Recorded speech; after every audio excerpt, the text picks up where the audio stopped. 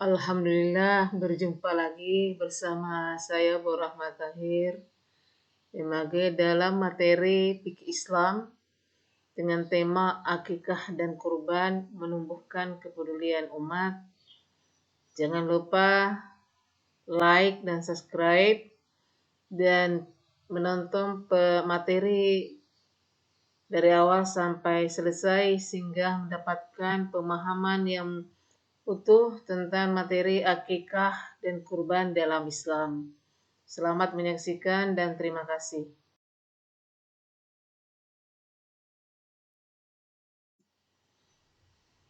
Assalamualaikum warahmatullahi wabarakatuh. Segala puji bagi Allah Subhanahu wa taala, salawat serta salam tercurah kepada junjungan kita Nabiullah Muhammad sallallahu alaihi wasallam. Semoga kita senantiasa mendapat syafaat beliau hingga akhir zaman. Pada kesempatan ini akan Ibu bahas dua pokok bahasan, yaitu materi akikah, kemudian materi kurban. Semoga kita semua bisa memahaminya dengan benar dan teliti. Akikah itu sebenarnya adalah sebagai wujud daripada bentuk syukur seorang manusia atas kelahiran seorang anak. Sedangkan kurban itu dilaksanakan adalah sebagai wujud daripada pengabdian kita kepada Allah, jadi salah satu ibadah dalam rangka mendekatkan diri kepada Allah Subhanahu wa taala.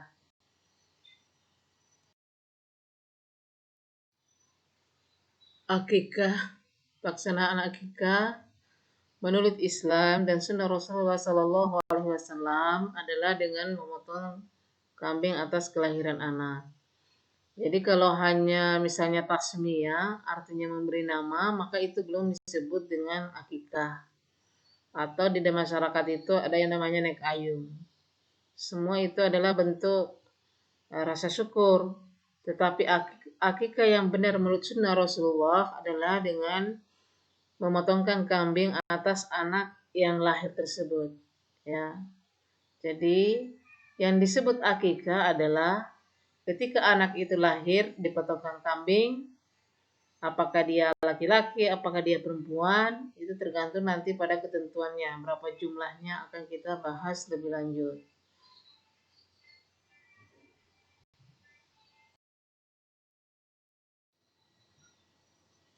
Pengertian akikah.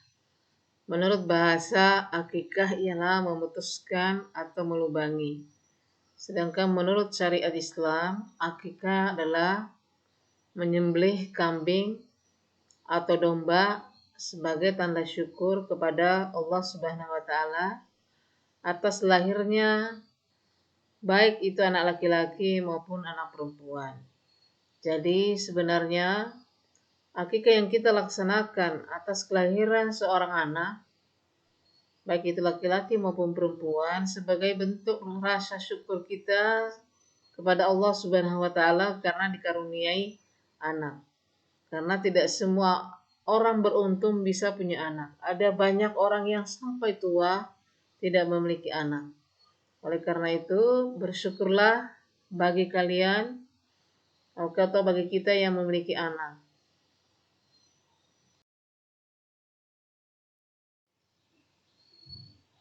Dalil tentang akikah atau dasar kita melaksanakan akikah, yaitu hadis riwayat Ibnu Majah yang berbunyi Bismillahirrahmanirrahim. An Samurata anin Nabi sallallahu alaihi wasallam qala kullu gulamin murtahanun bi akikah tusbahu anhu yawmas sabi'i wa yuhlaqu ra'suhu wa yusamma.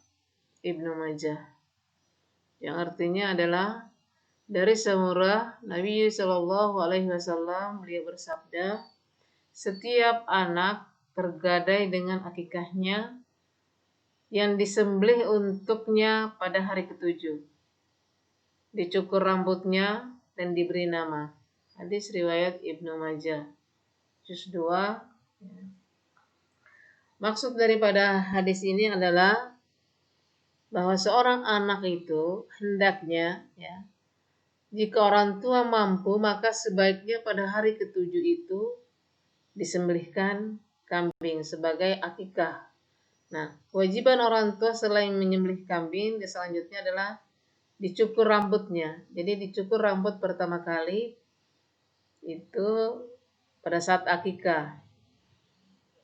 Kemudian diberi nama yang baik. Jadi kewajiban orang tua ketika anak lahir itu adalah menyembelihkan kambing atau yang disebut dengan akikah, kemudian mencukur rambutnya dan memberi nama. Itulah kewajiban yang harus dilakukan sebagai orang tua terhadap kelahiran seorang anak.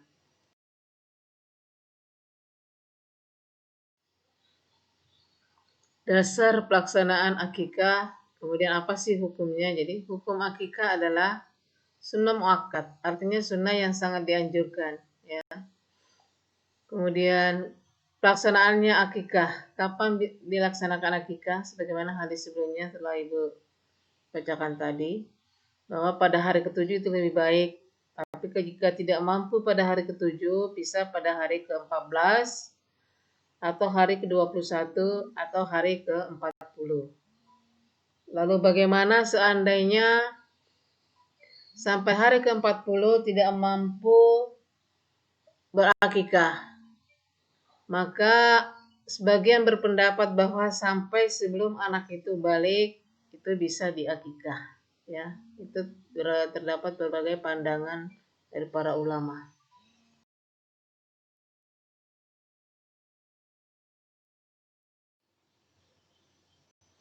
Ketentuan hewan akikah. Jadi yang bisa dipakai untuk berakikah itu adalah kambing atau domba, ya.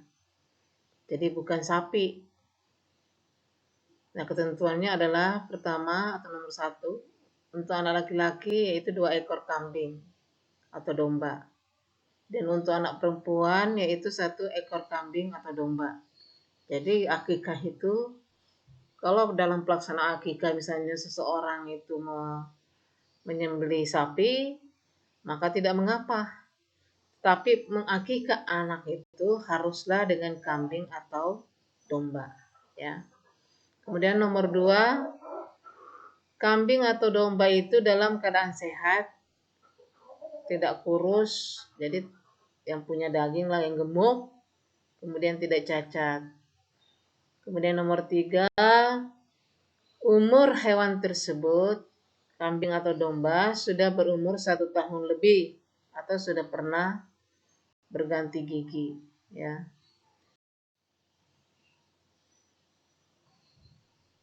Selanjutnya adalah bagaimana setelah kambing itu disembelih atas nama anak, maka daging kambing itu adalah sebaiknya, ya. 1. Jadi ada ketentuan pembagian daging kambing. Nomor 1 adalah daging kambing itu diberikan dalam kondisi yang sudah dimasak. Jadi daging kambing itu dimasak dulu, beda dengan kurban, diberikan dalam keadaan mentah.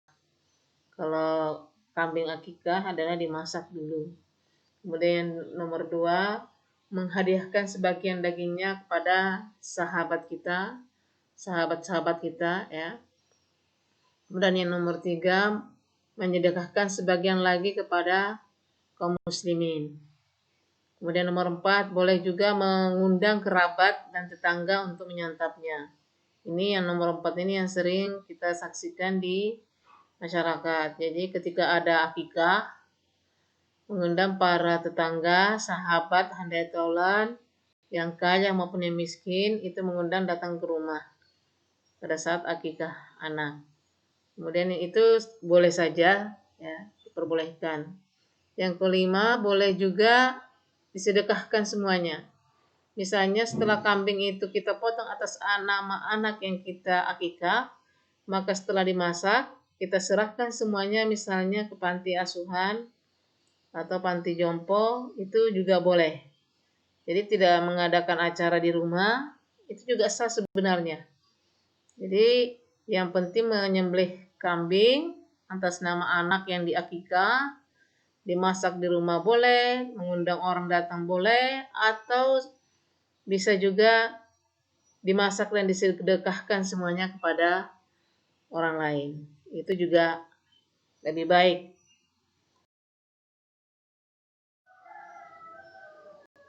Hikmah pelaksanaan akikah. Jadi dalam pelaksanaan akikah itu terdapat beberapa hikmah. Yang pertama adalah menghidupkan sunnah Rasul. Jadi mengakikah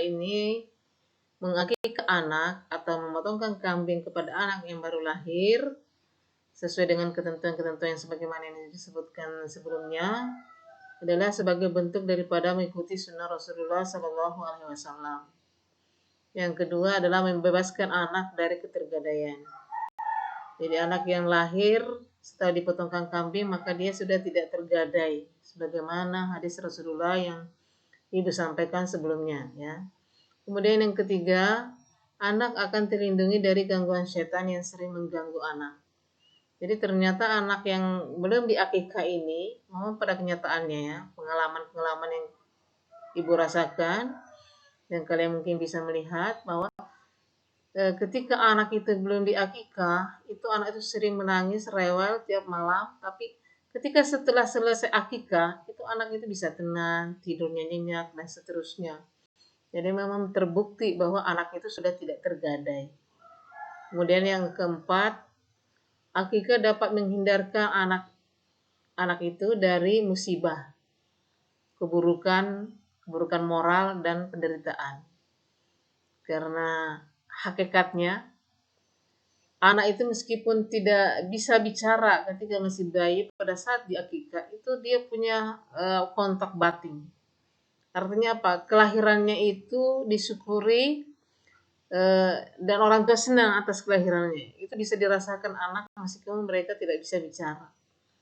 Yang kelima adalah merupakan bentuk daripada takarrub atau pendekatan diri kita kepada Allah Subhanahu wa taala karena melaksanakan sunnah Rasulnya. Ya, yang keenam adalah akikah sebagai sarana menampakkan rasa gembira kita dalam melaksanakan syariat Islam. Jadi kita sebagai umat Islam harus senang ya melaksanakan apa yang menjadi syariat Islam yang disunnahkan oleh apa yang disyariatkan oleh Allah Subhanahu wa taala kemudian disunnahkan oleh Nabi Muhammad SAW. Ini juga bisa tergambar ketika kita melaksanakan akikah itu dilaksanakan dengan mengundang seluruh orang datang ke rumah ya. Itu juga akan berdampak kepada yang nomor 7 yaitu memperkuat tali silaturahmi di antara anggota masyarakat. Jadi menjadi wadah untuk kita bersilaturahmi menyambung persaudaraan. Karena dengan adanya acara tersebut yang kita laksanakan, kita dapat berkumpul. Dibandingkan kita tidak pernah melaksanakan acara-acara, maka tidak ada tempat kita untuk saling bertemu, menyambung silaturahmi di antara saudara, di antara sesama sahabat dan kaum muslimin yang terdekat.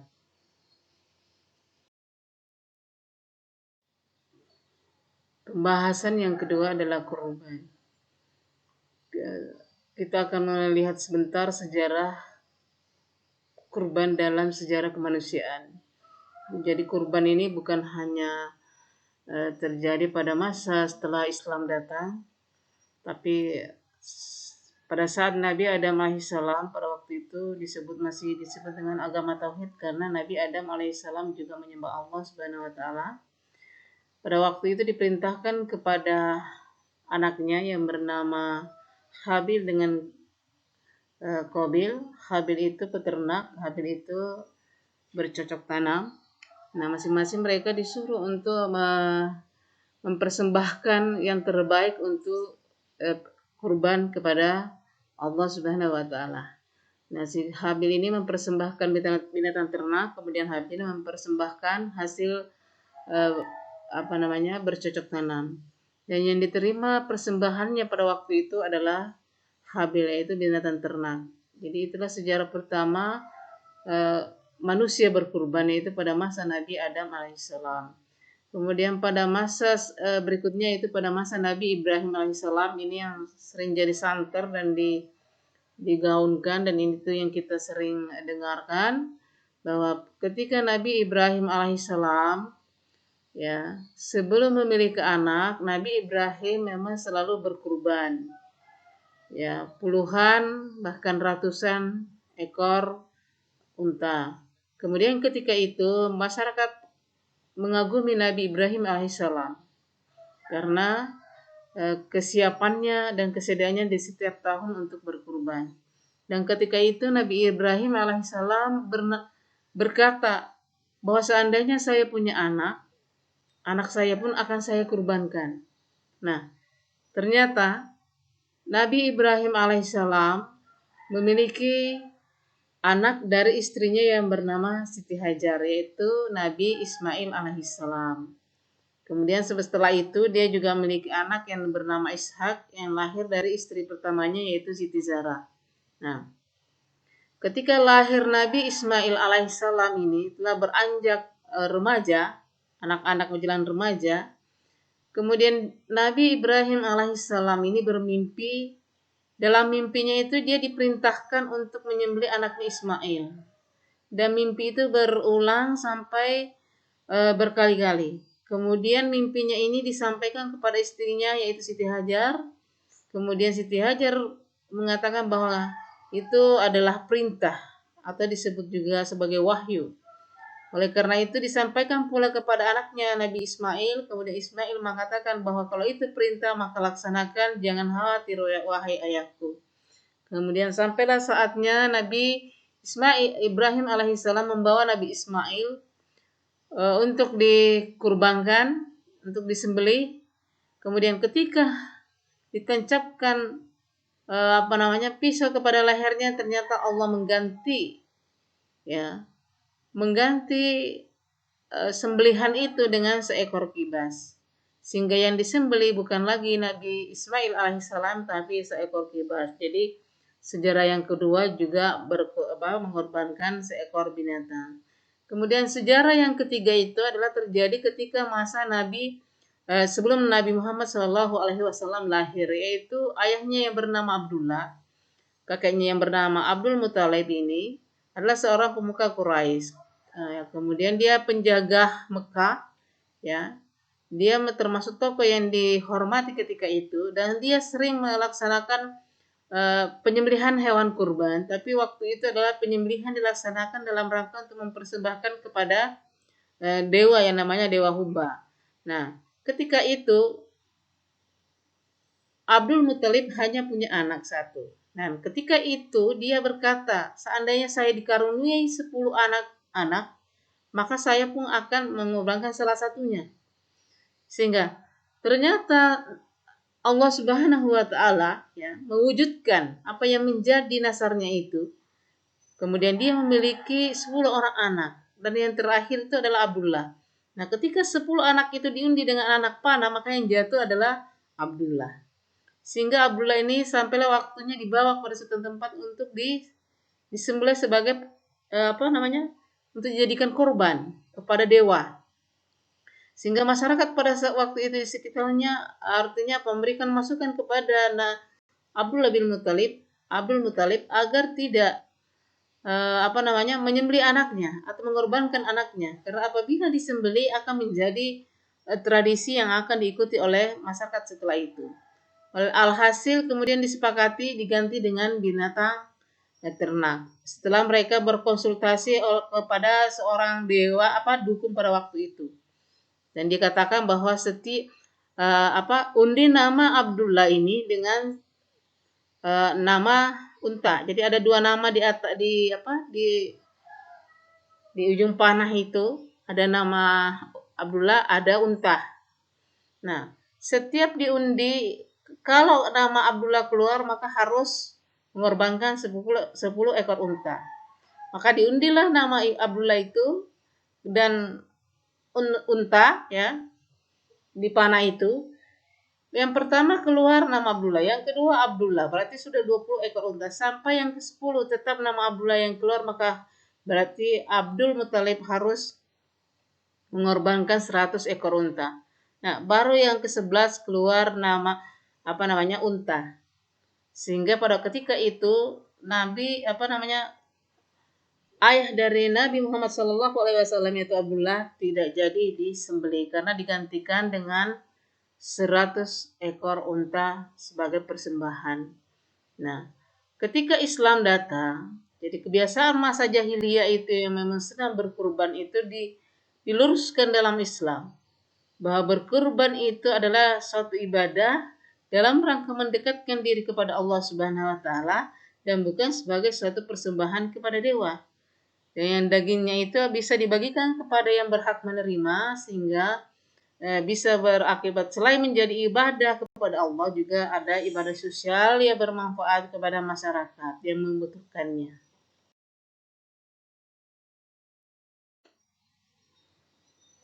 Pengertian kurban. Menurut bahasa, kurban berasal dari kata korobah yang artinya dekat. Sedangkan menurut syariat atau menurut istilah adalah ibadah dalam bentuk melaksanakan penyembelihan hewan tertentu atas dasar perintah Allah Subhanahu wa taala dan petunjuk Rasulullah Shallallahu alaihi wasallam dengan harapan dapat mendekatkan diri kepadanya, maksudnya kepada Allah Subhanahu wa taala. Demikian pengertian kurban ya. Kewajiban berkurban bagi yang mampu, bagi kita umat Islam itu sebagaimana disyariatkan dalam Al-Quran, yaitu Quran Surah Al-Hajj ayat ke-36 yang berbunyi A'udzubillahi minasyaitonirrajim. Bismillahirrahmanirrahim. Wal budna ja'alnaha lakum min sya'airillah lakum fiha khair. Fazkuru smallahi 'alaiha sawaf. Fa iza wajabat junubuha fakulu minha wa'at'imul qani'ah wal mu'tar. Kadzalika sakhar lanaha lakum la'allakum tashkurun. Sadaqallahul azim. Yang artinya, dan telah kami jadikan untuk kamu unta-unta itu sebagian dari syiar Allah. Kamu memperoleh kebaikan yang banyak padanya. Maka sebutlah olehmu nama Allah ketika kamu menyembelihnya dalam keadaan berdiri dan telah terikat. Kemudian apabila telah roboh mati, maka makanlah sebahagiannya dan berilah makan kepada orang yang rela dengan apa yang ada padanya, yang tidak meminta-minta, dan orang yang meminta.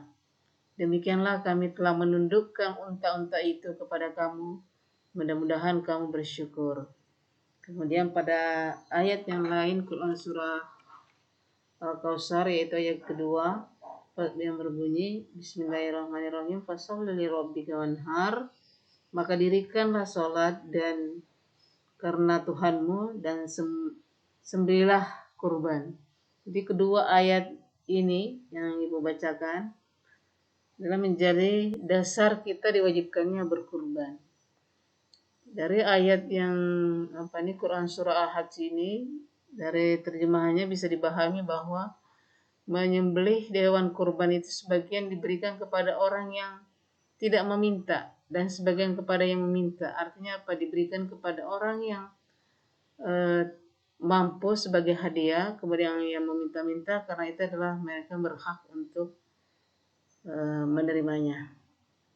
Itulah dua ayat yang menjadi dasar kewajiban kita untuk berkurban jika kita memiliki kemampuan.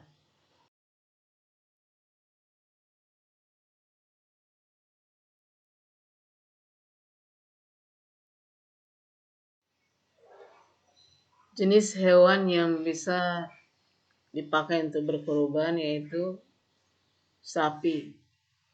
Jadi sapi itu bisa dipakai untuk berkurban dan telah berumur 2 tahun atau lebih.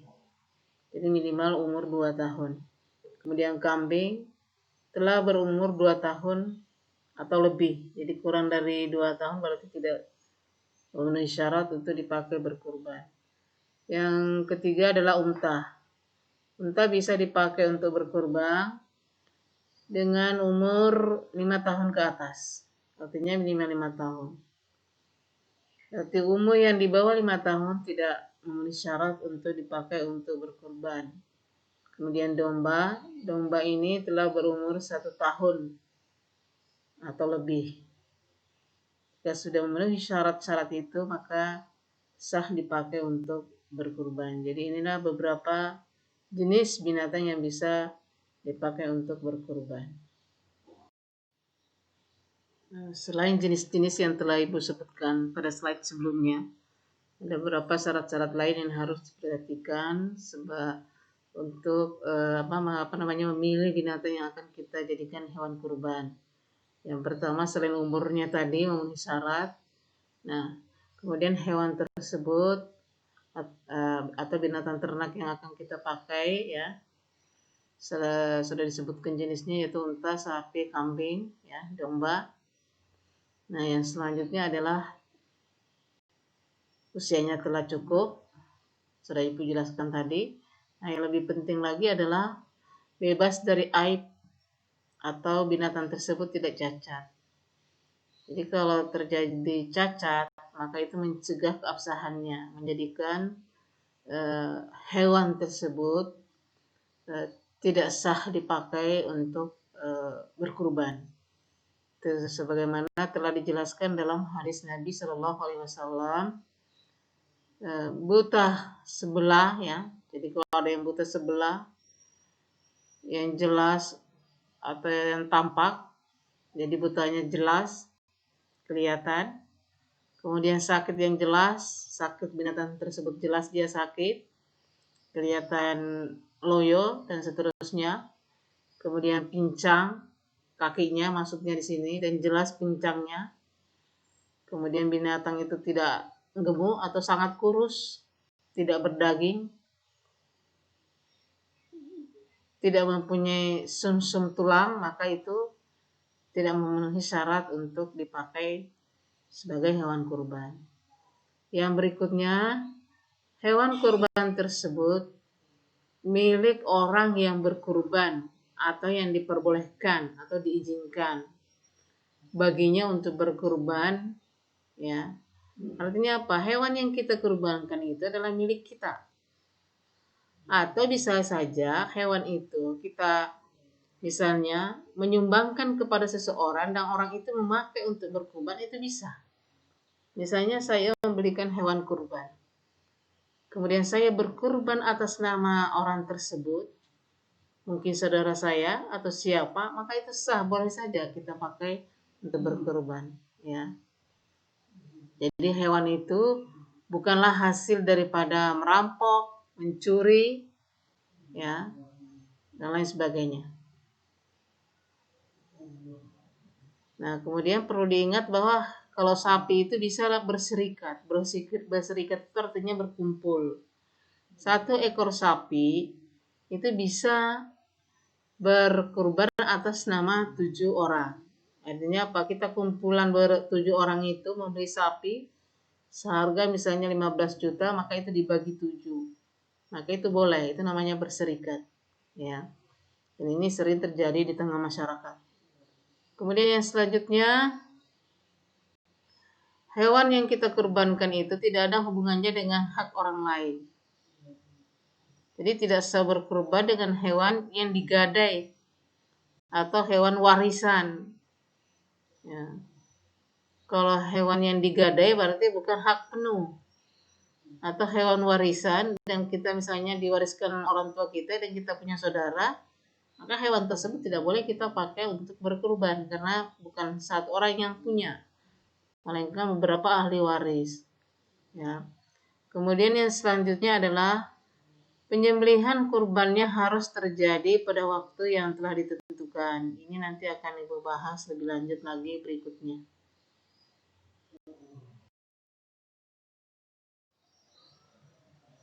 Waktu pelaksanaan kurban. Waktu pelaksanaan kurban ini dimulai sejak selesai sholat Idul Adha pada tanggal 10 Zulhijjah sampai menjelang matahari terbenam pada tanggal 13 Zulhijjah. Jadi waktunya itu 4 hari, mulai tanggal 10 Zulhijjah, kemudian tanggal 11, 12, 13. 11, 12, 13 itu namanya hari-hari tasyrik. Hari-hari yang tidak boleh berpuasa tetapi disunnahkan untuk berkurban dan diwajibkan bagi yang mampu untuk berkurban. Nah, apabila terjadi penyembelihan selain daripada waktu yang telah ditentukan, maka itu namanya sembelihan biasa, bukan sembelihan kurban. Jadi waktu ini harus diperhatikan dengan baik.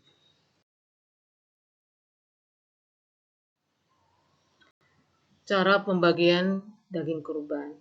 Jadi orang yang berkurban atau panitia kurban harus memahami tata cara pembagian daripada daging kurban tersebut. Satu, apabila yang berkurban itu disebut dengan kurban wajib, seperti berkurban nasar, maka orang yang bernasar berkurban itu dan seluruh keluarga yang menjadi tanggungannya itu tidak boleh mengambil walaupun sedikit. Contohnya, misalnya si Ali bernasar, ketika nanti saya mendapatkan uang misalnya 50 juta, saya mau berkurban, dia bernasar. Ketika sampai bulan Zulhijjah, dia membeli seekor sapi. Maka itulah yang disebut dengan kurban nazar. Nah, kurban nasar itu dia tidak boleh mengambil sedikit. Artinya pas seluruh dagingnya itu diserahkan kepada beberapa ketentuan orang-orang yang memang berhak menerimanya. Yang kedua adalah apabila kurban itu adalah kurban sunnah, maka pembagian daging kurbannya adalah sebagai berikut. Sepertiga untuk yang berkurban, kemudian sepertiganya dibagikan kepada fakir miskin yang tidak mampu, yang tidak bisa membeli daging dalam kesehariannya, dan sepertiganya diperbolehkan untuk tetangga dan para sahabat-sahabat yang berkurban. Ya. Jadi bukan hanya diberikan kepada yang fakir miskin, tapi juga kepada sanak saudara atau sahabat-sahabat, tapi tidak melebihi daripada sepertiganya. Kemudian yang berkurban jangan mengambil lebih daripada sepertiganya. Yang boleh itu dia tidak mengambil sepertiganya. Itu juga boleh. Misalnya dia punya banyak saja daging di rumahnya, maka dia tidak mengambil, ya nggak apa-apa, disumbangkan juga. Itu sah-sah saja. Ya.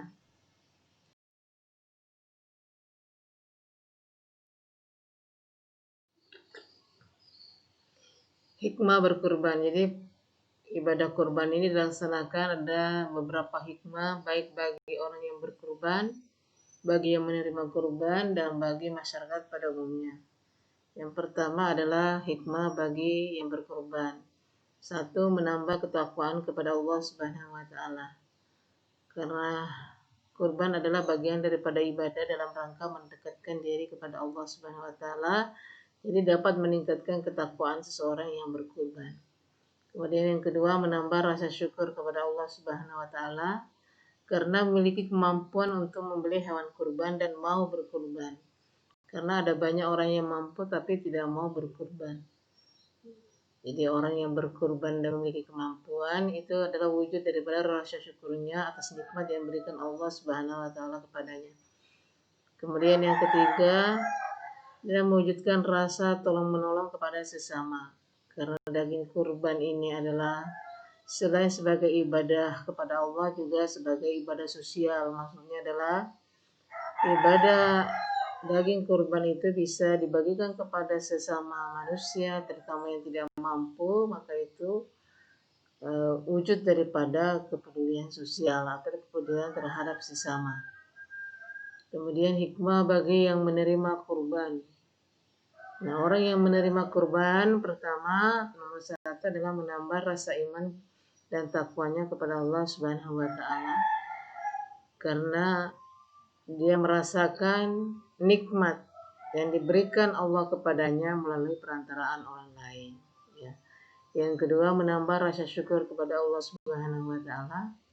Dia juga bersyukur meskipun tidak mampu misalnya berkurban, tapi dia bisa tidak mampu membeli daging, tapi dia bisa makan daging karena dikasih daging kurban.